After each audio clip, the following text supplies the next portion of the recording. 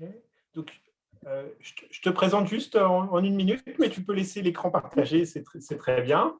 Donc, on est très heureux ce soir que tu sois avec nous. Donc, je te présente en deux mots. Donc, tu es Anne-Marie Lagrange, X82, tu es astrophysicienne. Et on est très heureux de t'entendre ce soir pour que tu nous parles de tes travaux qui portent sur les systèmes planétaires extrasolaires, exoplanètes, dont ta première observation directe d'une exoplanète autour d'une naine brune et ta découverte de l'exoplanète Beta Pictoris B, mais aussi de tous les sujets que tu souhaites, ainsi que des perspectives de tes recherches. Et un sujet aussi qui nous intéresse particulièrement sur SO, c'est le lien entre recherche et industrie. Voilà, Anne-Marie, c'est à toi pour 15-20 minutes de propos introductifs et avant d'avoir des questions des participants. Et merci pour votre invitation. Je suis très contente de venir vous parler des exoplanètes, c'est-à-dire des planètes en orbite autour d'étoiles autres que le Soleil. Alors, c'est un sujet probablement un peu éloigné de ce que font la plupart de mes camarades, mais néanmoins, je pense qu'il est intéressant et il pose beaucoup de questions. Et vous verrez qu'il est aussi en contact avec des aspects plus concrets de la vie, de l'industrie, de la technologie. La question de l'existence des autres mondes est une question très ancienne. Et j'aime bien citer Épicure, qui, en moins 300 avant Jésus-Christ, disait « Les mondes, eux aussi, sont illimités en nombre, ceux qui sont semblables aux nôtres comme ceux qui sont dissemblables. » Alors, quand il disait « eux aussi », en fait, il voulait parler des atomes, parce qu'il avait compris qu'il y avait beaucoup d'atomes dans l'univers.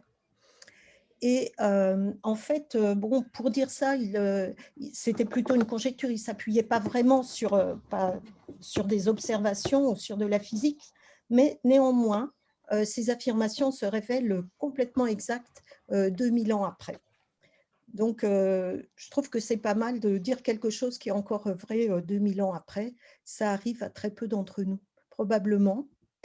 Alors, la recherche de ces autres mondes, de ces exoplanètes, a commencé dans les années 80 et elle a complètement explosé, je dirais, en 1995, quand des collègues suisses, Michel Mayor et Didier Queloz, ont découvert la première planète en orbite autour d'une étoile semblable au Soleil.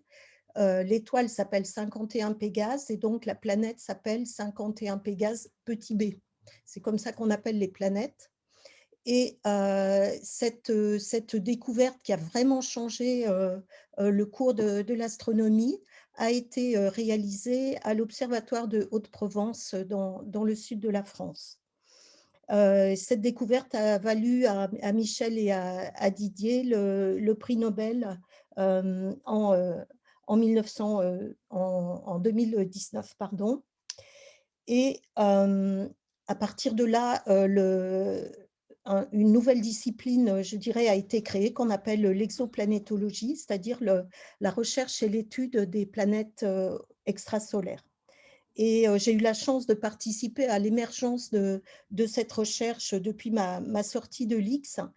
Ça a vraiment été une chance. Et pour cette recherche, il y a 4 objectifs principaux.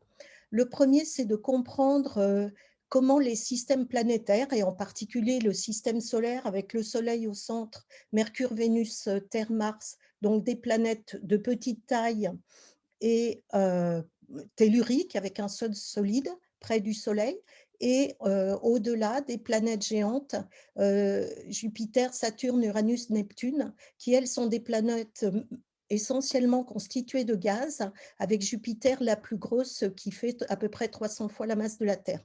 Tout ceci a dû se former à partir de tout petits grains submicroniques du milieu interstellaire et de gaz. Donc, vous imaginez bien qu'il y a eu pas mal de processus pour arriver à partir de ces tout petits grains et ce gaz, arriver à faire des planètes et des systèmes planétaires en général. On veut aussi comprendre quelle est la diversité de ces systèmes planétaires? Est-ce qu'ils ressemblent tous au système solaire en termes d'architecture et aussi en termes de nature des planètes et de composition des planètes, composition chimique de leur atmosphère en particulier, mais aussi forme de leur intérieur. Enfin, on veut comprendre quelle est la fréquence des planètes. Épicure, je vous l'ai dit, il pensait qu'il y en avait beaucoup. On sait qu'il y a plusieurs centaines de milliards d'étoiles dans la galaxie. Il y a plusieurs milliards de galaxies dans l'univers. Combien y a-t-il de planètes? Donc ça, c'est une question à laquelle on voudrait répondre.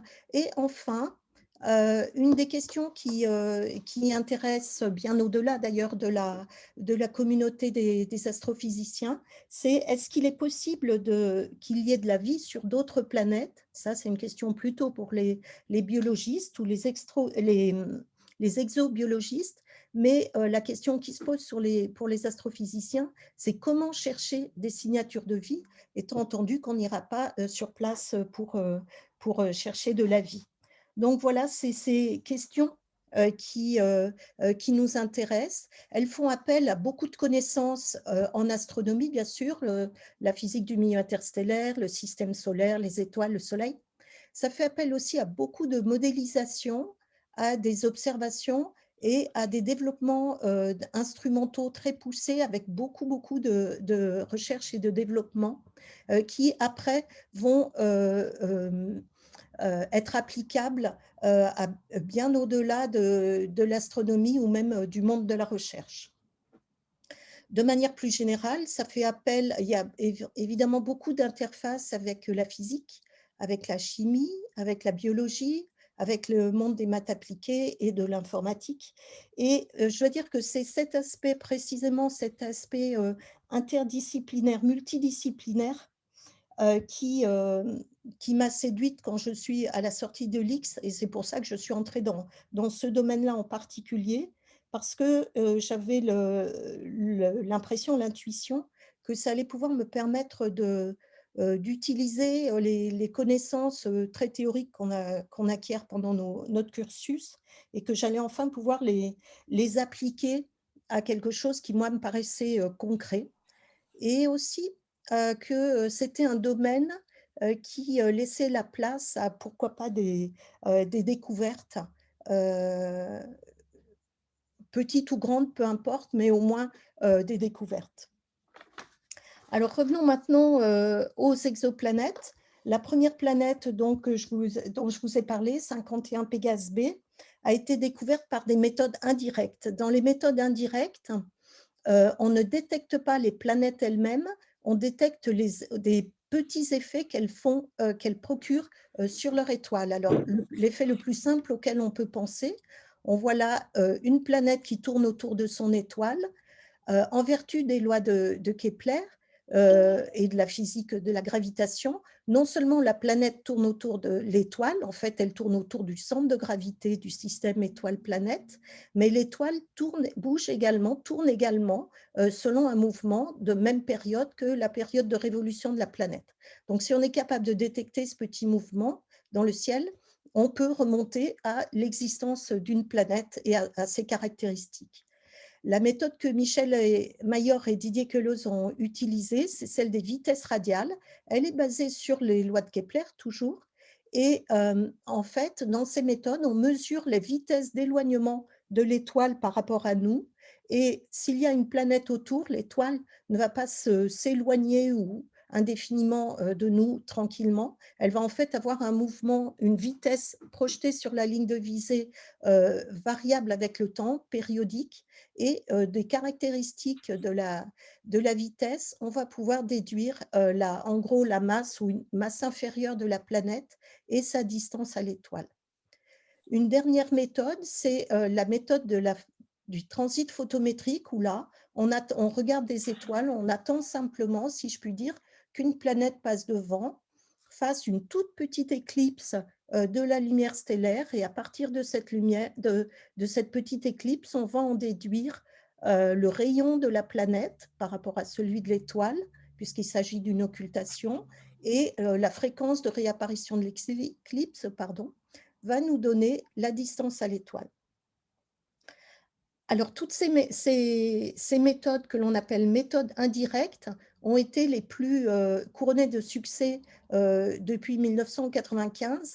Et en fait, elles ont permis de détecter à peu près plus de 4500 exoplanètes relativement proches de leur étoile, dans plus de 700 systèmes multiples, c'est-à-dire avec plusieurs systèmes, avec plusieurs planètes autour. Et là, vous avez, dans le cas du satellite Kepler de la NASA, un certain nombre des systèmes qui ont été détectés. Chaque petit cercle, c'est une planète qui tourne autour d'une étoile au centre. Et ce qu'il apparaît très clairement, c'est que la structure des systèmes planétaires qui a été détectée est très, très variée. On voit une très, très grande diversité d'architecture qu'on était absolument incapable d'imaginer il y a 20 ans. On sait maintenant à peu près que, en gros, en moyenne, chaque étoile doit avoir au moins une planète de type tellurique. Pour les géantes, on n'est pas encore sûr, on ne sait pas encore. Probablement, au moins 5 à 10% des étoiles ont des géantes. On a trouvé beaucoup de systèmes inattendus, je vous ai dit, par leur configuration, par l'architecture des systèmes, mais aussi par les mouvements des planètes à l'intérieur. Et on a aussi détecté des planètes qui n'existent pas, dont il n'existe pas d'équivalent dans le système solaire. On a détecté en particulier des Jupiters chauds, c'est-à-dire très proches de leur étoile, et des planètes super-Terre de plusieurs fois la masse de la Terre qui n'existent pas dans le système solaire. Alors, je ne sais pas si vous m'entendez encore. Si, on t'entend D'accord, bien. parce que quelque chose a changé dans mon écran. OK. Non, on t'entend bien. Donc, malgré, vous voyez, toute cette moisson de résultats obtenus en l'espace de 20-25 ans, ce qui est quand même assez prodigieux, il y a beaucoup de questions qui restent ouvertes. Les questions en particulier de savoir jusqu'où va la diversité des systèmes exoplanétaires. On est loin d'avoir tout exploré. Quelle est l'origine de cette diversité? Elle vient forcément de quelque part, probablement de la façon dont les systèmes se sont formés et ont évolué.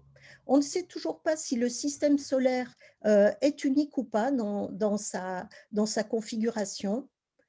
On ne sait pas s'il existe des planètes, ce qu'on appelle les planètes jumelles de la Terre, dans ce qu'on appelle la zone habitable, c'est-à-dire dans la zone où l'eau est sous forme liquide, où on pense que la vie peut se développer. Ça ne veut pas dire qu'elle s'est développée, mais pourrait se développer. Et on ne sait pas s'il y a des géantes plus lointaines. Donc, on est encore très loin d'avoir tout compris et de savoir si le système solaire est unique. Et moi, je travaille en particulier sur ces deux aspects. D'abord, ça serait bien que en fait, c'est mon... Voilà. J'ai essayé avec une collègue de voir si, avec les méthodes traditionnelles des vitesses radiales, en particulier la méthode qui avait permis de détecter les premières exoplanètes, si on allait pouvoir détecter des jumelles de la Terre, parce que c'était la méthode qui donnait le plus d'espoir il y a une dizaine d'années. Et alors, pour ça, on a été très pragmatique. On a pris le Soleil comme cas de laboratoire et on a essayé d'étudier tout le bruit stellaire, c'est-à-dire tout ce qui se passe à la surface du Soleil qui peut gêner les mesures et introduire du bruit de mesure. Alors, dans ce qui se passe autour du Soleil, on a beaucoup de choses, en fait. À la surface du Soleil, on a ce qu'on appelle des granules qui sont à peu près de taille de 1000 km, qui bougent très, très vite avec le temps. C'est lié à la convection. On a des taches que vous voyez au milieu qui, elles, font 10 à 50 000 km.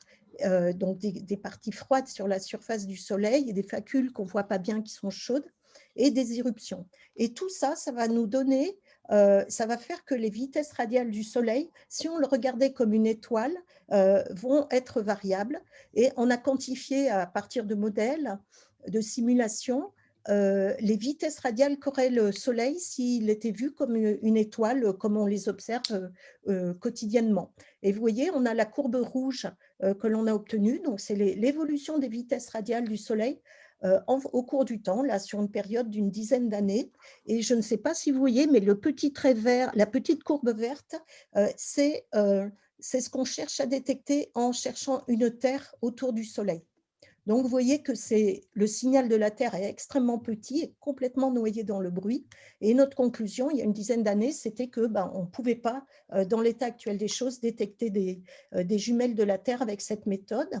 Alors, ça fait partie de ces résultats négatifs, puisqu'on dit qu'on ne peut pas faire quelque chose, donc qui ne sont pas forcément bien reçus par la communauté, mais qui ont eu l'avantage de faire générer beaucoup d'études, et en particulier de savoir comment on pouvait s'affranchir du bruit stellaire pour pouvoir détecter ces exoplanètes. Alors, la question n'est pas encore tranchée. Nous aussi, on cherche à pouvoir enlever le bruit a posteriori des données. On n'y est pas encore arrivé, mais peut-être ça viendra un jour. Alors, une autre partie de ma recherche, c'est d'essayer de chercher les planètes en imagerie directe. C'est a priori la méthode la plus simple à laquelle on pense quand on veut chercher, et l'astronomie a fonctionné comme ça d'ailleurs, par la découverte d'objets qu'on essayait ensuite d'expliquer. Là, c'est le contraire, parce qu'on sait que les terres ou les Jupiters, les planètes, sont très difficilement détectables directement, parce qu'elles sont à la fois dans le ciel, elles vont apparaître très proches de leur étoile, et elles vont apparaître très peu lumineuses, plusieurs centaines de millions à quelques milliards de fois moins brillantes que le Soleil. Donc tout ça, ça fait que le Soleil va agir comme un phare, et à côté, vous allez avoir l'équivalent d'un petit caillou vu de très loin, et vous allez essayer de voir le petit caillou, mais pas le phare. C'est évidemment difficile. C'est encore plus difficile parce que quand on observe depuis la Terre, on est gêné par l'atmosphère qui perturbe les rayons lumineux, la trajectoire des rayons lumineux, et les images, au lieu d'arriver belles sur les détecteurs, belles, c'est selon une tâche d'Airy, une tâche de diffraction, comme on a appris en physique, eh bien, elles arrivent comme une tâche très floue, qu'on appelle la tâche de cygne, qui est liée aux perturbations atmosphériques. Donc, voilà, par exemple, l'image d'une étoile qu'on observe avec un télescope de 8 mètres. Donc, les plus grands télescopes au monde aujourd'hui, celui-là, c'est celui du Very Large Telescope au Chili, l'image d'une étoile. Pour pouvoir voir une planète, il va falloir qu'on corrige des perturbations atmosphériques avec des systèmes qu'on appelle systèmes d'optique adaptative, qui avaient été développés par les militaires dans les années 70, à partir du moment où il y a eu suffisamment de capacité de calcul, parce que c'est basé sur l'analyse en temps réel et la correction en temps réel de l'effet des perturbations atmosphériques. Donc, avant, ce n'était pas possible, même si on connaissait l'effet. Et cet effet-là l'optique adaptative a été appliquée à l'astronomie pour la première fois dans les années 90. Et ça a été développé par l'ONERA et des laboratoires de recherche français, l'Observatoire de Paris en particulier. Et depuis lors, tous les télescopes au monde sont équipés de systèmes d'optique adaptative. Donc, ces systèmes permettent de concentrer la lumière de l'étoile en un endroit. C'était la même, je vous montre là l'image de l'étoile une fois le système d'optique adaptative mis en place à la même échelle. Donc, on voit bien qu'on va arriver peut-être à détecter des planètes autour, enfin des petits signaux autour de l'étoile. Mais en fait, ça ne suffit pas. On va devoir développer aussi ce qu'on appelle des coronographes, c'est-à-dire des devices, des petits instruments qui vont cacher la lumière de l'étoile au foyer du télescope, de manière à pouvoir voir ce qu'il y a autour.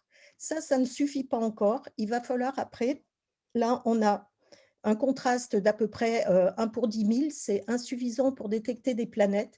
Il va falloir après faire beaucoup de data science, de post-processing de données, de manière à pouvoir obtenir les contrastes qu'il nous faut pour avoir la chance de détecter des exoplanètes.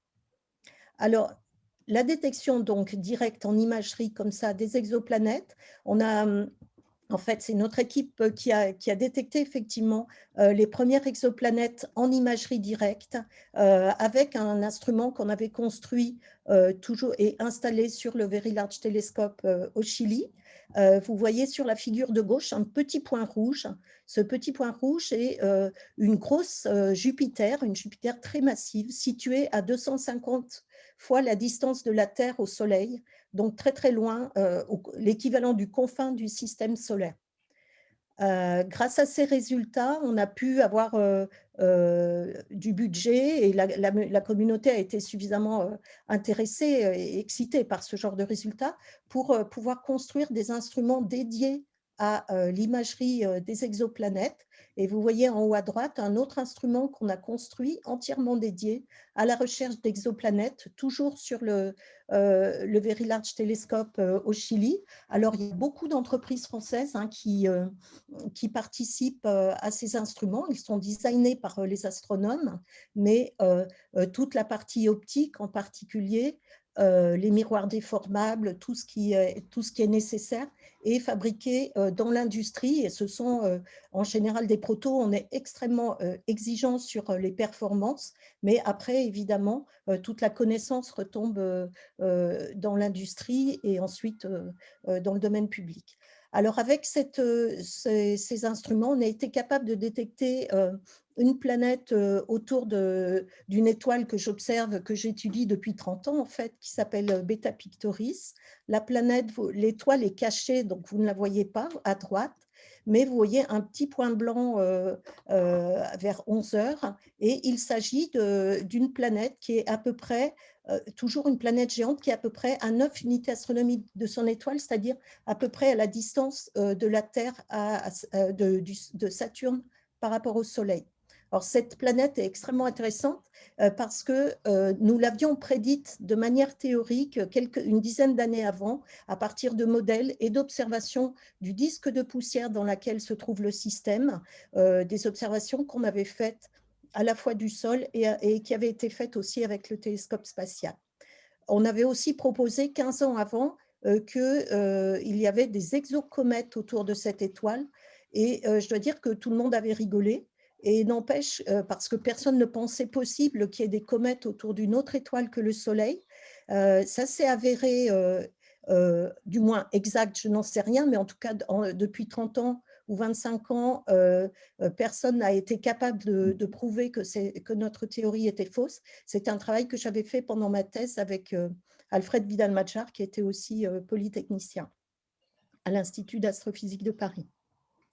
Donc, une planète qu'on avait prédite et que maintenant, on suit de manière très régulière. Là, vous avez le disque autour de l'étoile et vous allez voir, comme cette planète est proche de son étoile, on peut la voir s'éloigner de l'étoile et se rapprocher. Sa trajectoire est vue, on appelle ça par la tranche, et c'est la seule planète en dehors du Soleil qu'on est capable de suivre presque sur toute son orbite.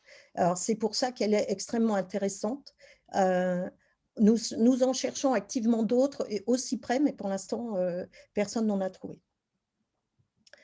Un autre système qu'on a détecté récemment, je ne vais pas tout vous montrer, hein, bien évidemment, mais ce système est particulièrement beau. Nous l'avons détecté avec l'instrument sphère que nous avons fabriqué et qui a été installé au Chili sur le Very Large Telescope.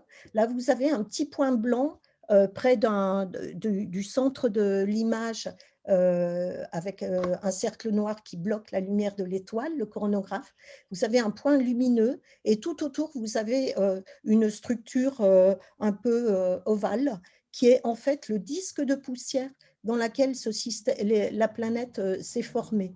Et la poussière, c'est un système qui a à peu près 5 millions d'années et ne serait-ce que la forme de ce disque nous montre que vient conforter les théories, la modélisation de la formation des systèmes planétaires, la planète ayant fait en gros du ménage à l'intérieur du disque et ayant accrété le gaz pour pouvoir devenir une planète.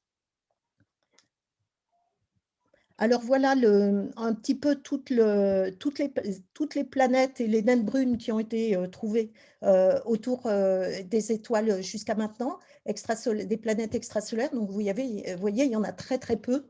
C'est une recherche qui est naissante parce que extrêmement exigeante du point de vue technologique. Et en fait, dans notre équipe en France, on a détecté une bonne partie découvert une bonne partie de ces systèmes. Une fois qu'on a détecté les systèmes, les planètes, ce qui nous intéresse, c'est de savoir de quoi elles sont faites. Et en particulier, on a très envie d'étudier l'atmosphère de ces exoplanètes. Et là, il y a énormément de travaux qui sont faits là-dessus, soit sur les planètes très, très proches des étoiles, soit sur les planètes comme Beta Pig B, dont vous avez un spectre à droite, et qui vont nous renseigner sur la composition de l'atmosphère, en particulier de la présence de monoxyde de carbone, d'eau vapeur, de méthane, etc., de poussière. Alors, ce type d'étude est extrêmement important parce que si on veut chercher des signes de vie un jour sur une planète, ce sera par cette méthode, ce sera en étudiant l'atmosphère des planètes. On ne peut pas penser aujourd'hui d'autres façons de faire. Alors aujourd'hui, on n'est pas capable de chercher des signes de vie sur des planètes telluriques parce qu'on n'est pas encore capable de faire ces images couplées à de la spectroscopie de planètes telluriques, mais on espère pouvoir le faire, et ça m'amène à ma dernière slide. On espère pouvoir le faire avec les télescopes de nouvelle génération, soit l'Extremely Large Telescope, qui est un télescope de 40 mètres qui est actuellement en cours de construction par l'Observatoire européen austral et sur lequel on collabore pour les instruments. Donc au Chili toujours.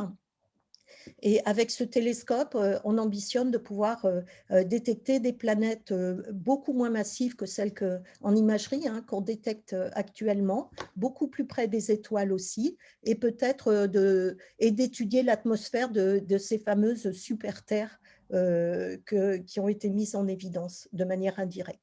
Il y a aussi plusieurs projets spatiaux. Le télescope spatial James Webb, le successeur du télescope spatial Hubble, et des projets spatiaux Plateau, Ariel, qui vont être des instruments de découverte et de caractérisation des exoplanètes.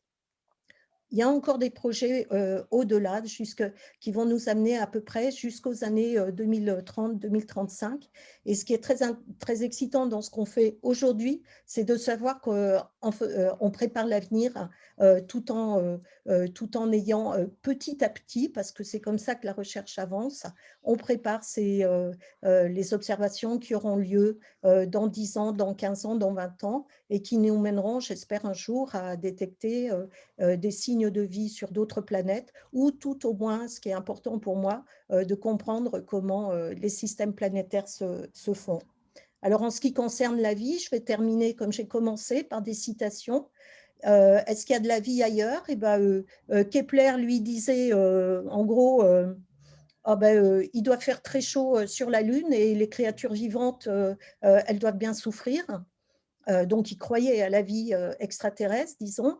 Galilée, lui, était beaucoup plus sceptique. Peut-il sur la Lune ou une autre planète engendrer des herbes, des plantes, des animaux semblables aux nôtres? Je n'en sais rien, je ne le crois pas. Je crois encore moins qu'elle soit habitée par les hommes.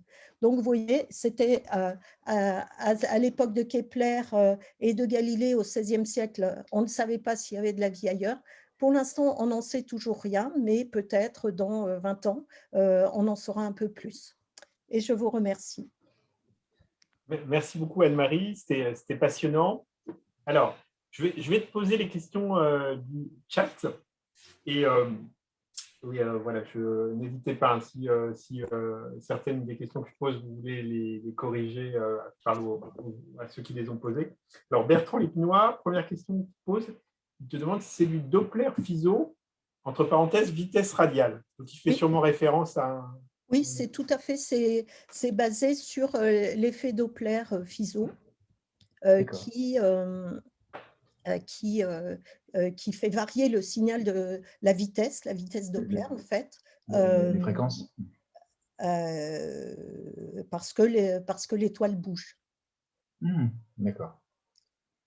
Alors, tu veux poser ta question suivante, Bertrand? Vas-y, si tu veux. Non, pourquoi pas? Non, non, mais tu le fais très bien, Laurent. Combien, là, j'ai une autre question. Est-ce qu'il y a beaucoup d'exoplanètes détectées par le système de micro-lentilles gravitationnelles? Alors, Quand tu faisais le panorama des différents types de découvertes et de méthodes, ou alors est-ce qu'il y a une méthode préférée aussi en question subsidiaire? Est-ce qu'il y a une alors méthode préférée ou bien est-ce que le choix dépend de la circonstance? Oui, voilà, c'est cette slide. le choix dépend de la circonstance. En fait, toutes les méthodes dont j'ai parlé, les transits, les vitesses radiales, l'imagerie directe, sont des méthodes où, une fois qu'on a détecté une planète, hein, on va, entre guillemets, s'asseoir dessus, on ne va pas la lâcher, on va essayer de l'observer de toutes les façons possibles et imaginables pour avoir le maximum d'informations dessus. La méthode des micro-lentilles gravitationnelles, donc, qui est, elle, c'est une méthode, j'en ai pas parlé parce que c'est une méthode où on va détecter l'existence d'une planète au cours du passage de la micro-lentille. On va détecter, on va se dire, tiens, là, j'ai vu, enfin, il y a une planète, une étoile entourée d'une planète qui est passée, mais je ne la reverrai jamais. Donc, en fait, elles ont une utilité, ces planètes, parce qu'elles nous ont montré, par exemple, qu'il existait des planètes de la taille de la Terre, etc. Mais on ne peut pas faire d'études supplémentaires, complémentaires, on ne peut pas suivre ces planètes. Donc, elles Donc vont ce sont avoir des méthodes. une utilité statistique sur la présence de planètes. Ouais. Et sur les 4500 ou 5000 exoplanètes découvertes ou en cours, c'est une fraction donc très, très minime finalement Ben, on les a là sur le schéma, hein, ce sont celles qui sont en rond vert. Je ne vais pas dire de bêtises, il y en a plusieurs dizaines. Ouais, je dirais par plusieurs dizaines. la méthode gravitationnelle, Oui, gravitationnelle. oui, des Ah, lentilles, ok, ouais. d'accord. C'est par les lentilles, d'accord. C'est les micro-lentilles gravitationnelles. Ah, c'est Je n'avais pas. micro-lentilles gravitationnelles, hein. Oui, micro lentilles gravitationnelles. Les perturbations qui s'ajoutent à la déformation attendue de la lentille. C'est ça. C'est ça, hein? Ouais. Ouais. Ouais, d'accord. Ah, ouais, pardonne-moi, je n'avais pas noté que ces ronds verts étaient liés à ça. D'accord. Et vous voyez Ok. d'ailleurs, hein, dans les ronds verts, ils vont très bas en masse. Dans ce diagramme, j'aurais dû le dire, hein, c'est la distance à l'étoile en abscisse, la masse en ordonnée. Et vous voyez que cette D'accord. méthode est capable de détecter des planètes très peu massives. Effectivement. D'accord. Mm. Et Merci. je continue avec une question de Daniel Nanias. Au-delà de Hubble, serait-il pertinent d'installer un télescope sur la Lune? Alors, ben, c'est une vraie question. Il y a 2 ans, d'ailleurs, j'ai participé à une proposition là-dessus à l'ESA, mais qui n'a pas été retenue. Il y aurait un avantage à aller sur la Lune à cause de sa faible gravité. Et donc, ça nous permettrait d'avoir un télescope enfin, avoir moins de contraintes mécaniques liées à la gravité. Et il y a des gens aussi qui voudraient même installer des interféromètres, donc des grappes de télescopes, si vous voulez, dispersés sur la Lune. Il y a plein d'avantages parce qu'il n'y a aussi pas d'atmosphère. Donc, du point de vue de l'astronomie, ce serait très bien. C'est aussi très coûteux, assez complexe. Donc, pour l'instant, il n'y a pas de projet véritablement, enfin, il n'y a pas de projet financé en tout cas. Okay. Alors, je pose la question suivante de Bertrand. Optique adaptative, de quel temps réel parle-t-on? Comment gère-t-on le temps réel compte tenu des distances et du temps mis par les photons? Alors, en fait, ce qui nous importe, c'est… alors, normalement, s'il n'y avait pas d'atmosphère, vous savez que la lumière se propage en ligne droite, donc il n'y a pas de problème. À la traversée de l'atmosphère, les photons vont être déviés par les cellules de convection qui sont dans l'atmosphère. Et le temps dont je parle, c'est le temps typique d'évolution des cellules de l'atmosphère qui vont faire que l'image va bouger sans arrêt au foyer du télescope. Et alors, quantitativement, c'est quelques millisecondes. Okay. Quand même, oui, d'accord. Ouais. Ah, très bien. Donc, il faut analyser cette lumière en quelques millisecondes et enfin, le plus rapidement possible, hein, et corriger au moyen d'un miroir déformable qui est le conjugué optique de la pupille du télescope, hein, de la grande surface du télescope. On a ce qu'on appelle des miroirs déformables qui sont tout petits, enfin, qui font quelques dizaines de centimètres ou une dizaine de centimètres, qui sont actionnés derrière par des vérins et qui vont se déplacer pour contrer, pour redresser, ce qu'on appelle redresser le front d'onde de la lumière qui a été tordue dans tous les sens. Et donc ça, il faut le faire dans un temps qui est typique du temps de déformation des cellules de convection. C'est incroyable. Ouais. Ah oui, c'est vraiment… Que ça fonctionne, c'est un peu miraculeux. Moi, ça se comprend techniquement, mais c'est incroyable que ça marche, quoi. Ah oui, bah c'est génial. Enfin, vraiment, quand on a la chance d'avoir vu une étoile telle qu'on avait l'habitude de les voir et tout d'un coup se figer grâce au système d'optique adaptative et retrouver la limite de diffraction, c'est extraordinaire. Et effectivement, toute la techno qui est derrière, c'est très complexe. Et encore une fois, l'école française d'optique est extrêmement bonne du point de vue de la conception et l'industrie est aussi très performante et jusqu'à présent a beaucoup collaboré justement avec les chercheurs là-dessus. Et la technique d'optique adaptative dont je parle, elle a essaimé beaucoup, et elle a essaimé en particulier en médecine, où il y a maintenant, où l'optique adaptative, et avec en particulier des chercheurs en astrophysique qui sont partis, qui ont créé en particulier une boîte, une start-up, qui ont collaboré aussi avec les médecins et qui maintenant, les techniques sont utilisées pour l'œil, pour l'étude de l'œil.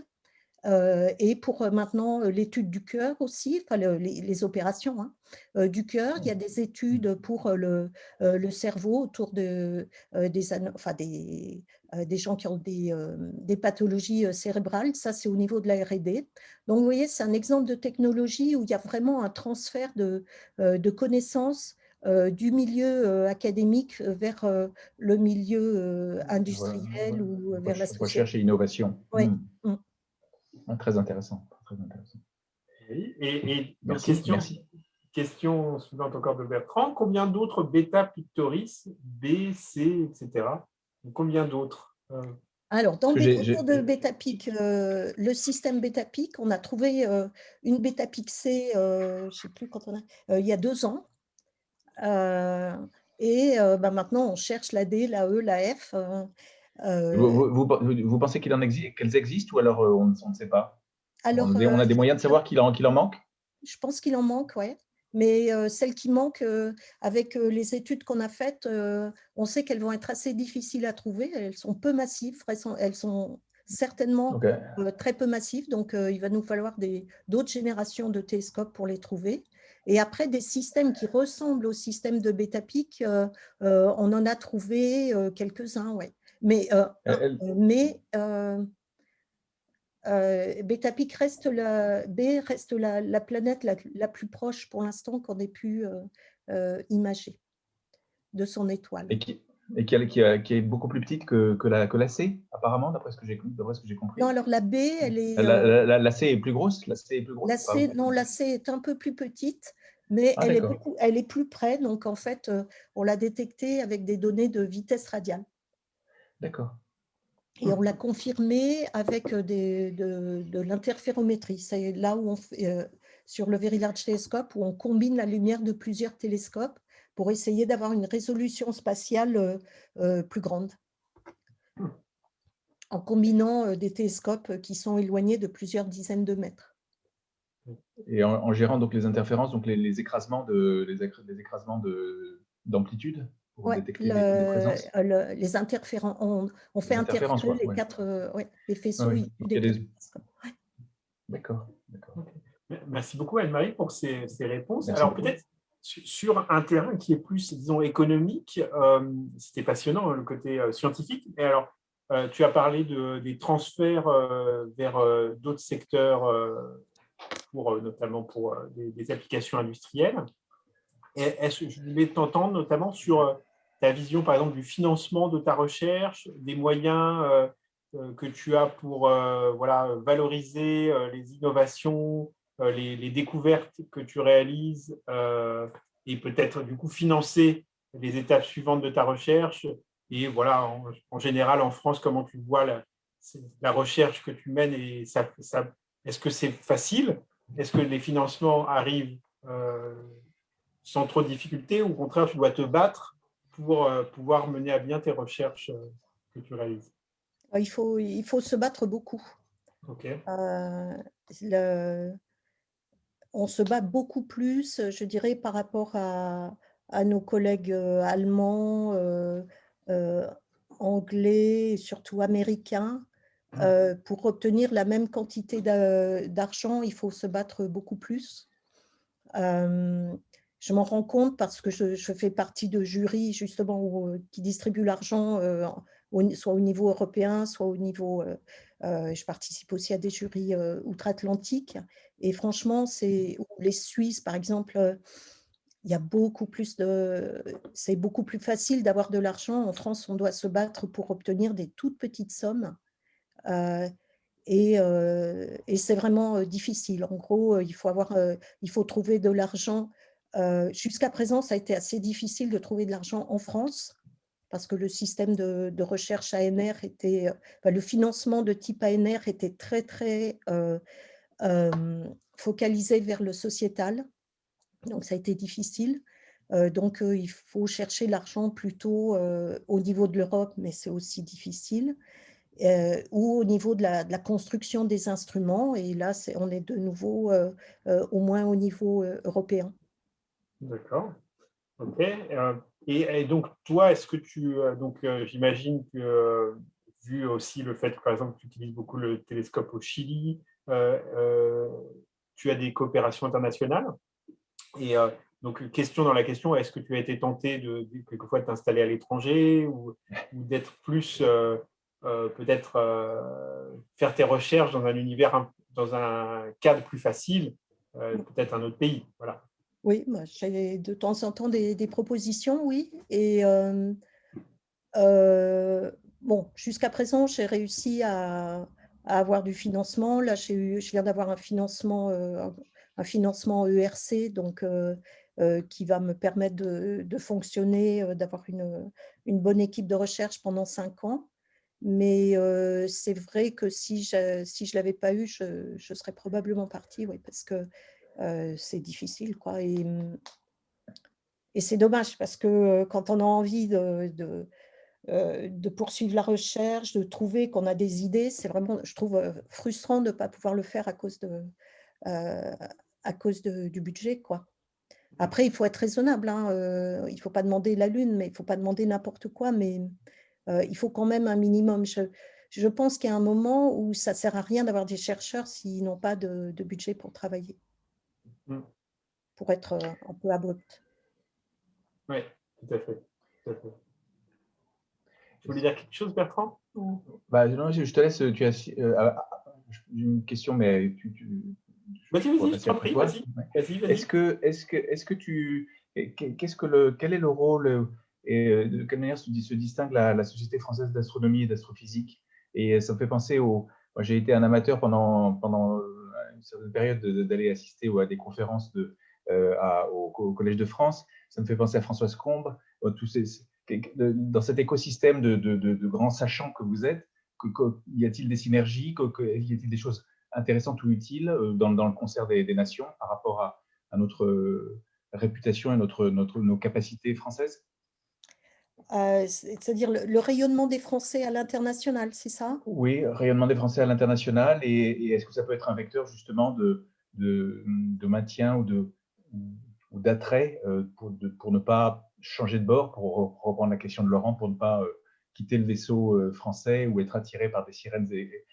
Est-ce que l'écosystème français est suffisamment attractif? Je rejoins la question de Laurent pour non pas lutter contre les sirènes, mais pour évoluer de manière sereine termes de financement, en termes de recherche, en termes de rayonnement, effectivement?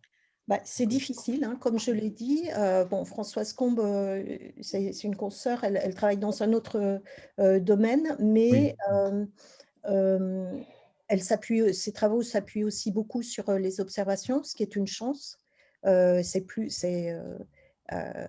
a un petit peu plus de capacité à travailler parce qu'on a l'accès à l'Europe. L'Europe joue un rôle très important avec l'Observatoire européen austral, qui est l'équivalent du CERN pour l'astronomie. Et donc, grâce à l'ESO, on a la capacité d'aller observer, d'avoir du temps sans payer. Enfin, on paye à c'est travers appréciable. la participation des États membres, hein. Mais donc, on a au moins cette possibilité-là. Il y a un bon écosystème en France, hein, en astronomie. Euh, euh, il est très, très lié à l'instrumentation et aux compétences, à mon avis, hein, aux compétences en optique. La France est vraiment admirée de partout par ses compétences, avec par tous nos collègues à l'international nous envient nos ingénieurs opticiens. Il faut être clair. J'ai dit l'optique adaptative, par exemple, elle est née en France avec des systèmes créés en France, imaginés en France. Ils ont essaimé partout. Les Français, il y a eu beaucoup de Français dans chaque grand télescope aux États-Unis. Il y a au moins, ou de manière générale, même plus loin, au Japon et tout, il y a au moins un ou deux chercheurs ou opticiens français. Donc là-dessus, il y a vraiment un, un bon écosystème en France et c'est ça qui fait qu'on reste fort. Après, je ne sais pas combien de temps ça va durer parce que parfois, on est un petit peu malheureux de voir qu'on forme beaucoup de gens et qu'ils partent. Alors, c'est très bien pour le développement des connaissances, hein, je vous disais, dans les observatoires, l'optique adaptative, etc. Mais ça fait que nous, c'est un petit peu les biologistes, Marie-Christine, elle dira probablement la même chose, ça fait que nous, on a tendance à former beaucoup bien les gens et après, on ne peut pas les garder. C'est une remarque qu'on retrouve dans plein de secteurs industriels et d'innovation en France, hein. On n'arrête pas d'en parler, effectivement. Ce qui est, En tout cas, ce qui contre quoi il faut lutter. est super, c'est de découvrir, pour des gens comme moi qui ne connaissaient pas vos recherches, tes recherches, et les recherches en général dans le secteur de découverte de planètes, d'astrophysique. Donc ça, c'est bien, et je pense que j'espère qu'à un tout petit niveau, on peut contribuer à faire mieux connaître tes travaux, et qui sont fascinants, et puis on voit qu'ils ont des applications. Donc, ce n'est pas seulement pour la beauté de découvrir quelque chose, mais aussi pour des applications industrielles. Donc, c'était… En tout cas, merci beaucoup, Anne-Marie, pour avoir partagé tes découvertes, Merci beaucoup. tes slides magnifiques et tes explications très claires sur voilà, un domaine vraiment passionnant. Donc, on est Très fiers. très heureux de t'avoir écouté. Et puis, c'est vrai qu'on a fait peut-être une quarantaine de webinaires en parlant du Covid, et on est content d'avoir fait… Donc là c'est dans le vide. C'est dans le vide, c'est plus dans le co, c'est dans le vide. Voilà, il n'y a plus qu'au, c'est le vide sidéral. Mais voilà, en tout cas, il n'y a plus de Covid, et ça nous libère un peu l'esprit et ça nous fait rêver, et c'était vraiment fascinant. Merci Anne-Marie, merci beaucoup. Merci. Voilà, je vois qu'il y a des participants qui applaudissent. Donc voilà, et la vidéo sera disponible très bientôt, et je t'enverrai le lien, Anne-Marie. Ok. La partager, c'est sans problème. Voilà, et donc nos prochains webinaires, donc lundi avec Philippe Herzog donc, sur l'Europe et comment l'Europe réagit à la crise économique liée au Covid, et nouveau webinaire que je n'ai pas encore annoncé le 29 avril, donc avec Bernard Accoyer, ancien président de l'Assemblée nationale, et Claude Fischer sur voilà, l'initiative qu'ils ont lancée pour l'investissement, notamment dans le domaine du nucléaire. Voilà, donc ils vont nous parler de cette initiative qu'il porte, notamment Bernard Accoyer qui a lancé ça il y a quelques mois. Voilà, bah, je vous remercie beaucoup et puis très bonne soirée et à très bientôt. Merci encore Anne-Marie. À bientôt. Merci Anne-Marie. beaucoup. Merci beaucoup.